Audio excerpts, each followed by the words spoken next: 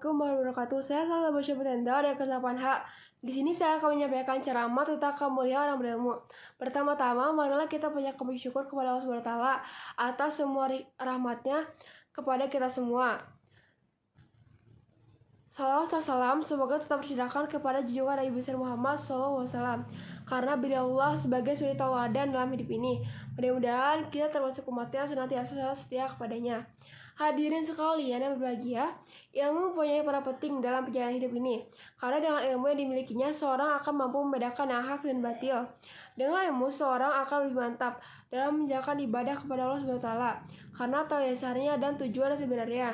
Namun sebaliknya, bagi seorang yang butuhkan ilmu pengetahuan, maka segala yang dikerjakan tidak akan tahu dasar dan tujuan sebenarnya.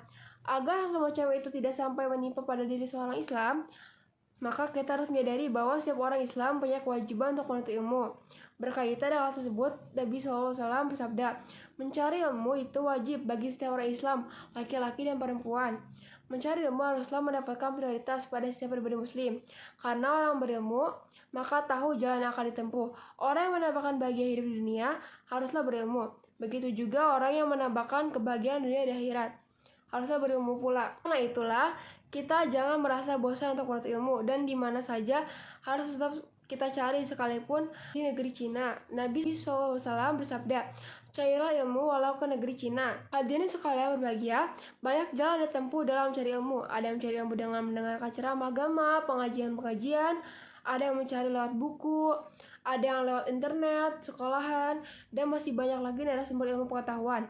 Tetapi perlu diingat dan diketahui bahwasanya mencari ilmu yang paling dominan adalah mulai anak-anak masih usai sekolah, karena dengan kesempatan yang bagus maka anak-anak seusia dini masih mempunyai daya tangkap yang kuat, sehingga yang diperolehnya benar-benar sebagai bahan modal pada kehidupan sehari yang akan datang. Ilmu pengetahuan dengan cara yang serius maka akan membekas dan teringat terus sampai akhir hayatnya. Begitu pentingnya menuntut ilmu mulai dini, berarti dia benar-benar bisa meraih kesempatan emas, karena dengan dibekati ilmu pengetahuan maka bisa menunjang sepenuhnya kehidupan sekarang dan hari esok, yakni di akhirat kelak. Hadirin sekalian bahagia, untuk itu belajar di waktu kecil bagaikan mengukir di atas batu. Begitu sulitnya seorang mengukir batu, tapi bila sudah nampak terukir, maka bertahun-tahun masih saja membekas dan tidak akan hilang.